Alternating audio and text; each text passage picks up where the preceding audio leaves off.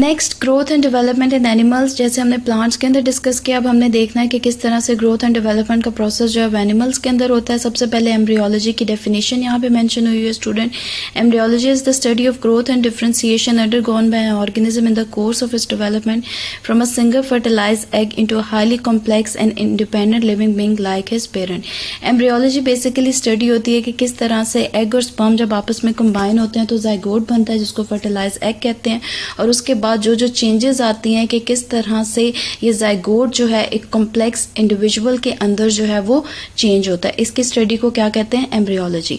अब development is an order sequence of irreversible step with each step setting up the necessary condition for the next step. अब development जो है जिसके अंदर different steps होते हैं, स्टेप वाइज चेंजेस आते हैं from simple form to complex form, किसी इंडिविजुअल का बनना, और हर स्टेप के अंदर जो चेंजेस आ रहे हैं वो नेसेसरी कंडीशन यानी ज़रूरी कंडीशन सेट कर रहे हैं कि अगला स्टेप जो है वो इजीली परफॉर्म हो सके।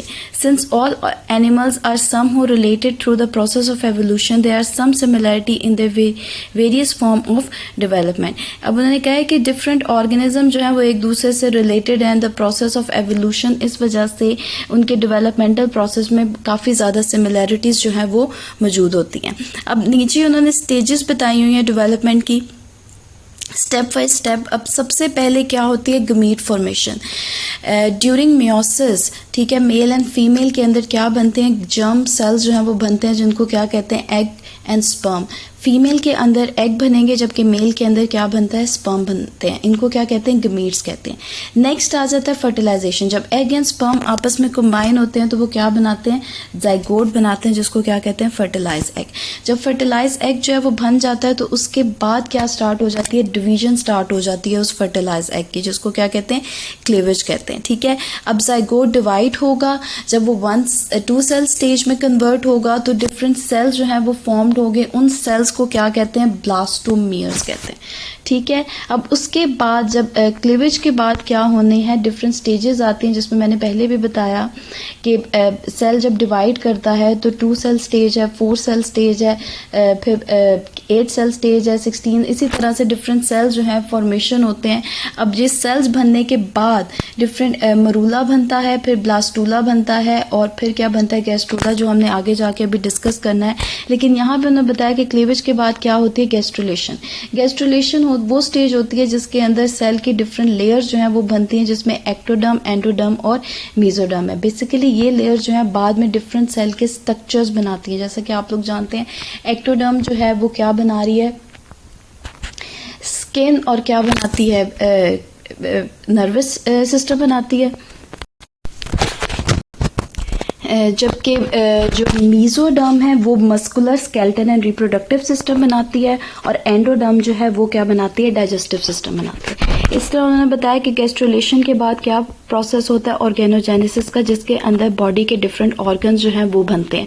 और नेक्स्ट स्टेप कौन सा है? ग्रोथ का, जिसके अंदर ऑर्गन्स का साइज जो है वो इंक्रीज होता है and adult body form is attain. ठीक है, ये डिफरेंट स्टेप्स थे, स्टेजेस थे किसकी? डेवलपमेंट की। नेक्स्ट आ जाता है डेवलपमेंट ऑफ चिक, यानी चिक के अंदर हमने डिस्कस करना है कि डेवलपमेंट जो है वो किस तरह से होती है। तो सबसे पहले क्या होती है? फर्टिलाइजेशन होती है एंड इंक्यूबेशन। द चिक egg is surrounded by the various accessory coverings secreted by the female reproductive tract। अब उन्होंने कहा कि जो चिक का एग है उसके अंदर बहुत सारी जायद कवरिंग होती हैं उसके सराउंडिंग पे, जो कि किससे सिक्रीट आउट हुई होती हैं? फीमेल के रिप्रोडक्टिव ट्रैक से।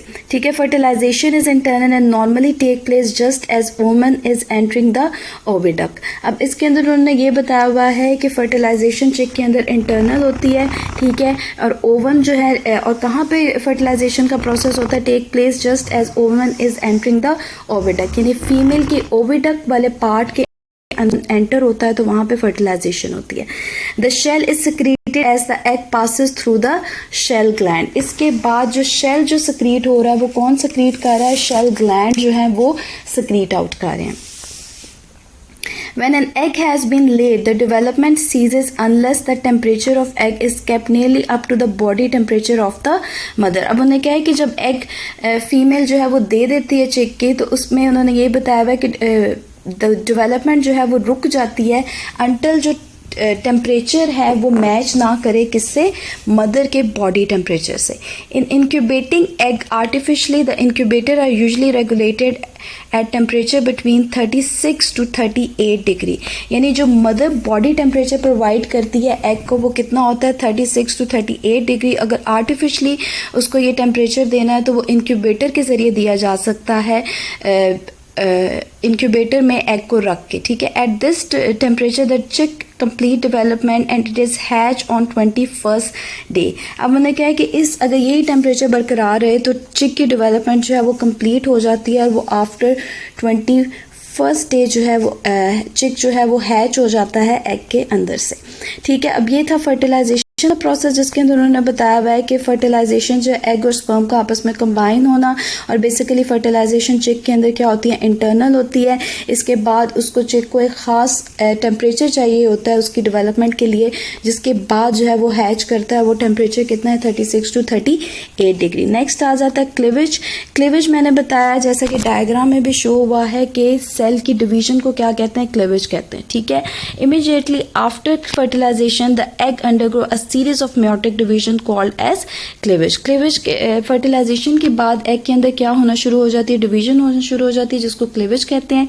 इन birds egg the process of cell division is confined to a small disc of protoplasm laying on the surface of yolk at the animal pole.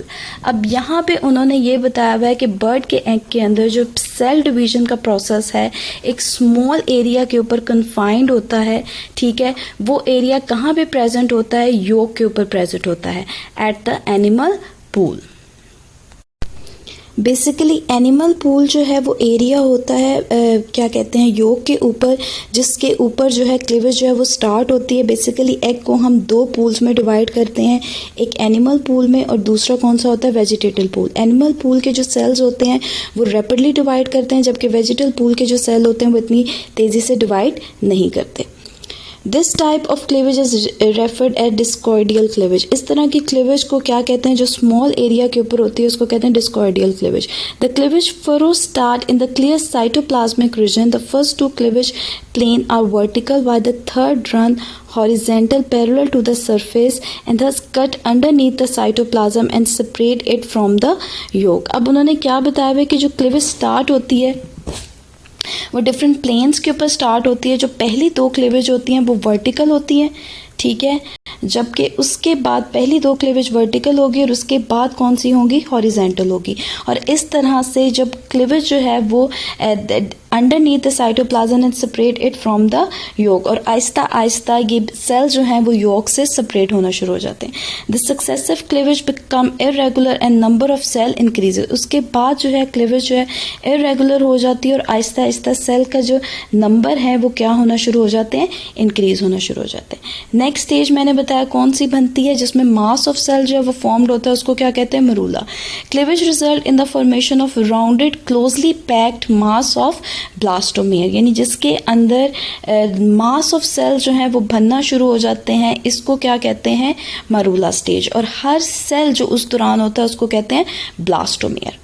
This is marula. It consists of a disc-shaped mass of cell, 2 or more layers in thickness, ठीक है। अब उसके अंदर उन्होंने क्या बताया हुआ है कि उसके अंदर 2 और मोर लेयर्स की थिकनेस होती हैं, lying close to the yolk, और वो किसके नज़दीक पाई जाती हैं, योक के नज़दीक, ठीक है। In the centre of the blastoderm the cell are smaller and completely defined while those at the periphery are flatten and larger. अब उन्होंने कहा है कि जो प्लास्टोडर्म फॉर्म्ड होता है ड्यूरिंग दिस स्टेज, उसके सेंटर में जो सेल्स होते हैं वो स्मॉलर होते हैं, और जबकि जो पेरिफेरी साइड के ऊपर होते हैं वो क्या होते हैं, फ्लैटेंड होते हैं और लार्जर होते हैं,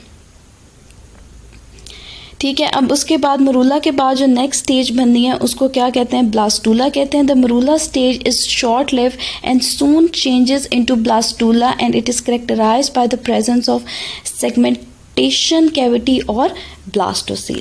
अब उन्होंने क्या बताया हुआ है कि मरूला स्टेज जो है बहुत थोड़ी देर के लिए रहती है और उसको कन्वर्ट हो जाती है किसमें, ब्लास्टूला स्टेज में और बेसिकली ब्लास्टूला स्टेज के अंदर क्या बनती है, ब्लास्टोसील एक कैविटी बनती है सेल्स के दरमियान में, जिसको क्या कहते हैं, ब्लास्टोसील।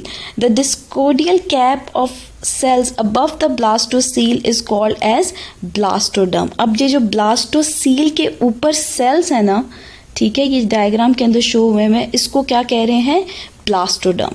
ठीक है, the marginal area of blastoderm in which the cell remain undetached from the yolk and are closely adherent to it is called as zone of junction. अब मैंने कहा कि जो मार्जिनल एरिया होता है ब्लास्टोडर्म का, जिसके अंदर सेल जो हैं वो योक के साथ अटैच रहते हैं, उसको क्या कहते हैं, जोन ऑफ जंक्शन। नेक्स्ट आ जाता है gastrulation. It is characterised by the movement and rearrangement of cell in the embryo. अब इसके अंदर क्या हो रही है, मूवमेंट हो रही है, रीअरेंजमेंट हो रही है सेल की, जिससे डिफरेंट पार्ट्स जो हैं वो एम्ब्रियो के बन रहे हैं। During gastrulation the blastoderm split into 2 layers. अब जब गैस्ट्रुलेशन होनी है तो ब्लास्टोडर्म ने जो लेयर ऑफ सेल्स है उसने क्या हो जाना है, स्प्लिट हो जाना है into 2 layer. The upper layer is known as epiblast and the lower layer is known as hypoblast. अब उन्होंने यहाँ पे बताया हुआ है कि जो अपर लेयर होगी उसको एपीप्लास्ट कहेंगे, जबकि जो लोअर लेयर होती है उसको क्या कहते हैं, hypoblast. The epiblast is mainly presumptive ectoderm and mesoderm, यानी कि जो एपीप्लास्ट है वो क्या बनाएगी, बाद में एक्टोडर्म बनाएगी और मीजोडर्म बनाएगी। जो हाइपोप्लास्ट इज मेनली प्रिजम्पटिव एंडोडर्म। ठीक है, जो हाइपोप्लास्ट है उसने क्या बनाना है, एंडोडर्म बनाना है। Because hypoblast cell grow outward over the surface of the yolk then downward around it to form the endodermal lining of the yolk sac. अब उसमें ना क्या कि हाइपोप्लास्ट के जो सेल हैं पहले वो आउटवर्ड यानी बाहर की तरफ ओवर द सर्फेस ऑफ योक, योक के सर्फेस के बाहर की तरफ ग्रो करेंगे और उसके बाद नीचे की तरफ ग्रो करेंगे and it form the endodermal lining of the yolk sac. और वो बेसिकली क्या बनाएंगे, योक की एंडोडर्मल लाइनिंग। यहाँ पे डायग्राम जो है शो हुई है जिसके अंदर उन्होंने दिखाया हुआ है कि ये दरमियान में ब्लास्टोसील है, इसके ऊपर जो लेयर ऑफ सेल ब्लास्टोडर्म जो है वो डिवाइड हुई है 2 लेयर्स के अंदर, जिसके अंदर ये ऊपर वाली लेयर जो है वो एपीप्लास्ट है और नीचे वाली लेयर जो है वो हाइपोप्लास्ट है और नीचे उसके क्या है, योक प्रेजेंट है। At this stage, the central cell of blastoderm can be separated from the yolk. Under these central cell, a pool of fluid develop, raising them off the yolk and giving the area a translucent appearance. The area of pellucida. अब उन्होंने बताया हुआ कि इस तरह से क्या होगा कि यहाँ पे एक स्टेज के अंदर सेल जो है ब्लास्टोडर्म के वो सेपरेट होंगे योक से।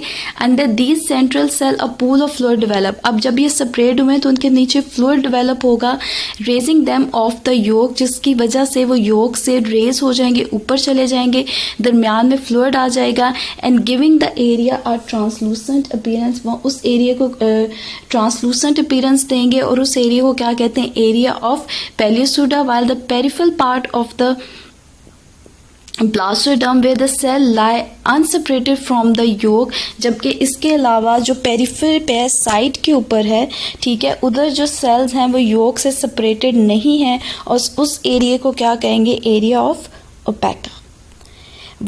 White area that transmit light, ये एरिया जो है वो ट्रांसमिट करेगा लाइट को, जबकि जो दूसरा ट्रांसलूसेंट था वो ट्रांसपेरेंट नहीं था, वो जो है लाइट को रिफ्लेक्ट नहीं कर रहा, ट्रांसमिट नहीं कर रहा।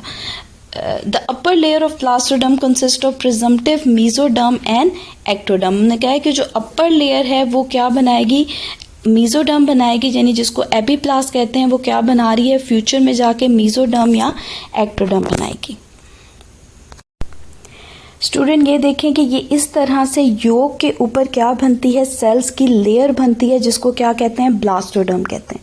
ठीक है, इस ब्लास्टोडर्म जो है ये सेपरेट होना शुरू हो जाती है योक से, जो क्या बनाती है, सब जर्मिनल कैविटी जो है वो फॉर्म करती है। अब एरिया ऑफ पेल्यूसिडा जिसको ट्रांसलूसेंट कहते हैं, ठीक है, ये कौन सा सेंटर वाले एरिया को कहेंगे, जबकि एरिया ऑफ ओपेका जो कि योक के साथ अनसेपरेटेड होता है, यानी योक के साथ उसके सेल जो हैं वो सेपरेट नहीं हुए होते, उसको क्या कहते हैं, एरिया ऑफ ओपेका, जो कि ट्रांसमिट करता है लाइट को।